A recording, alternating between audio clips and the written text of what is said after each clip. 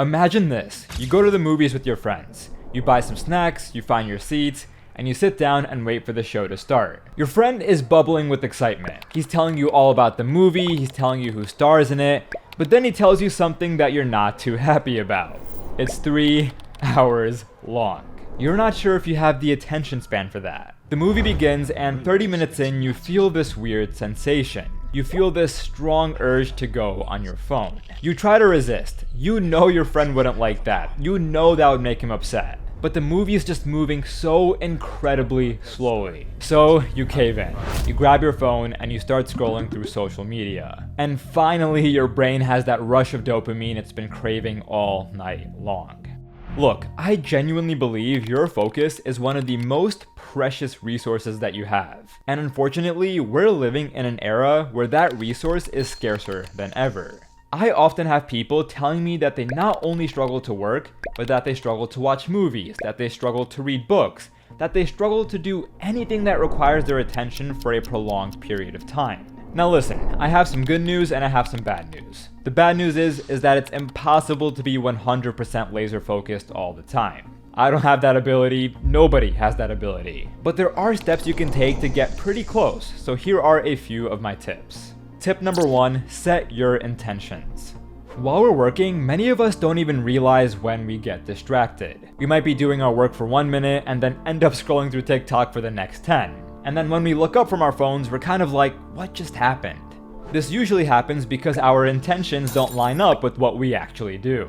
For example, we'll go on our phone to look up a word, but we'll somehow end up scrolling through TikTok. We'll go to grab a snack because we're hungry, but we'll end up chatting with our siblings for 30 minutes. Usually while we're working, we'll have these impulses to go on our phone, to grab a snack, to even go to the bathroom.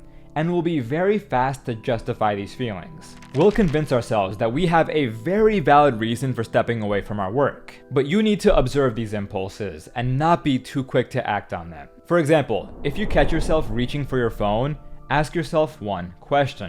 Why? This sounds silly, but actually ask yourself, why am I reaching for my phone? Because when you have to confront and acknowledge the reason, 9 times out of 10 you'll realize you might be looking for an out, that you're trying to find a way to escape your work. And just having this awareness can help you stay on track. For example, over the past few months, I've realized I have a bad habit of grabbing a snack or getting water even though I'm not hungry or thirsty. Most of the time I just want a reason to stop my work so I can go outside and bother Mahad.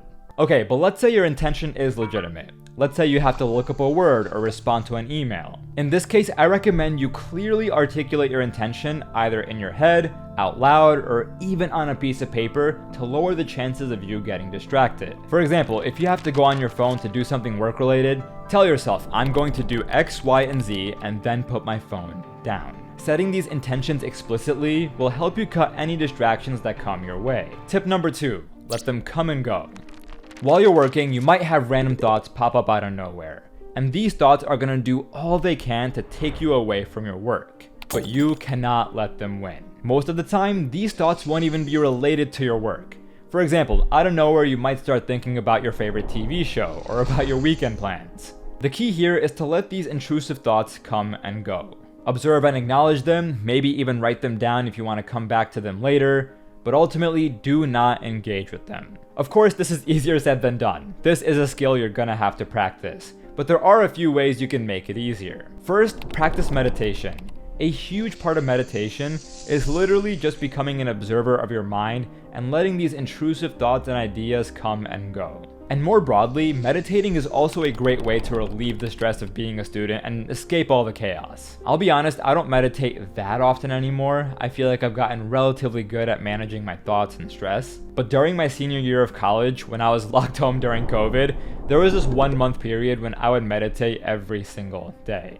And doing so helped a ton with my academics. And you know what else will help with your academics? The sponsor of this video, Course Hero. Course Hero is an AI study tool that'll help you tackle challenging homework problems and understand your course material. Let me show you how it works. Let's say this right here is a study document I made for one of my classes. I've tried solving these problems but still need some extra help. I'll take this document, upload it to Course Hero, and the AI will provide me with step-by-step explanations so I can actually understand the material. I can even chat with the AI to better understand the most confusing parts, or I can click this button right here to get similar practice questions. Now, if certain terms or concepts don't make sense, I can hover over them in the document for a definition. Course Hero also has a ton of course-specific resources. They have a wealth of textbook solutions and explanations, along with guides on literally any subject you can think of. I mean, just look at this list. Study smarter and get the help you need with Course Hero.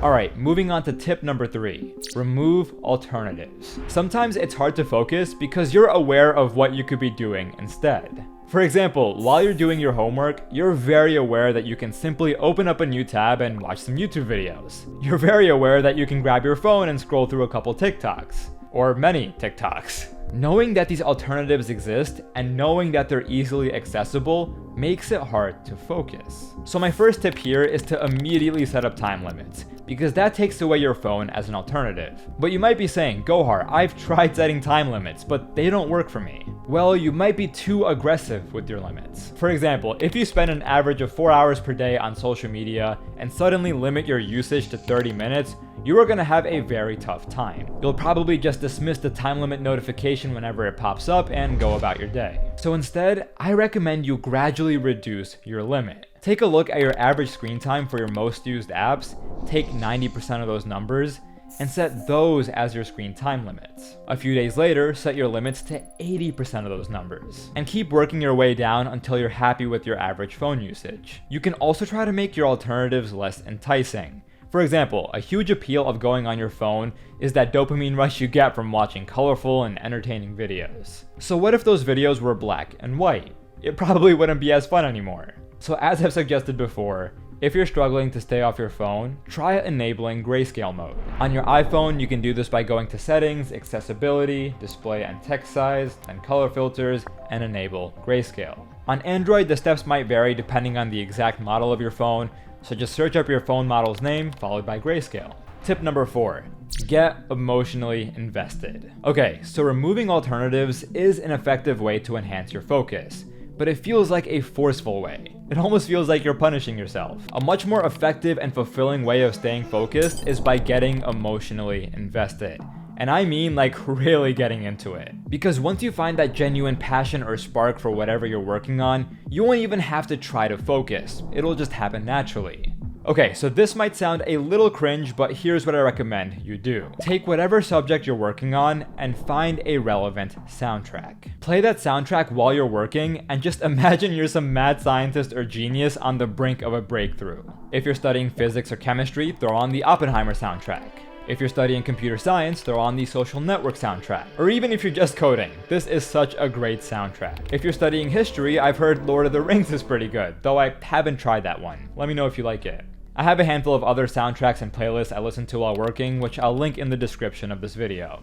Tip number 5. Break down tasks.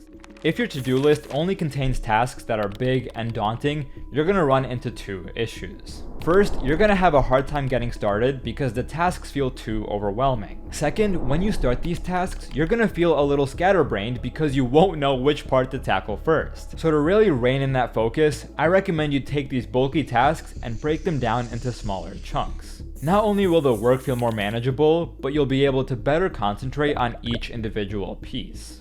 And here's the most important part. Do not tackle multiple parts at once. Multitasking might feel like an effective way to put out more work in less time, but ultimately it's just a way to divert your focus and put out lower quality stuff. Instead, go from task to task in succession so you can give each one your full focus. Also, the benefits of this approach go beyond just focus. Breaking things down in general is a great way to understand the fundamentals and even improve your memory. Alright, and then tip number 6, consume media intentionally. Look, I think short form content isn't the best for our attention spans. We all now crave that instant gratification that comes from watching video after video after video. And because the algorithms are so good at giving us these quick hits of dopamine, we have no tolerance for stillness. That's why lately I've been trying to consume media more intentionally. More specifically, I've been trying to consume longer media. Media that requires me to think, to listen, and to engage. Media that doesn't just bombard me with an incessant stream of stimuli. Don't get me wrong, I still watch short form content. But maybe during dinner I'll throw on a long form video about history or science. Some of my favorite channels have been Answer in Progress, Wendover Production, Veritasium, Mark Rober, also Tom Scott, but it's so sad that he retired. Maybe on a walk, I'll listen to a podcast. I've actually been listening to Founders lately, which is a super interesting podcast if you're interested in business or entrepreneurship or even history. And sometimes, and most importantly, I won't consume any media at all. On many of my walks, I'll just try to be super present and enjoy the silence or the subtle sounds of nature. And doing this on a consistent basis has helped me feel like I've regained control of my mind and my focus. Alright guys, that wraps up today's video. Join my Discord server if you want homework help, check out Next Admit if you need college essay help, and I'll see you again next week.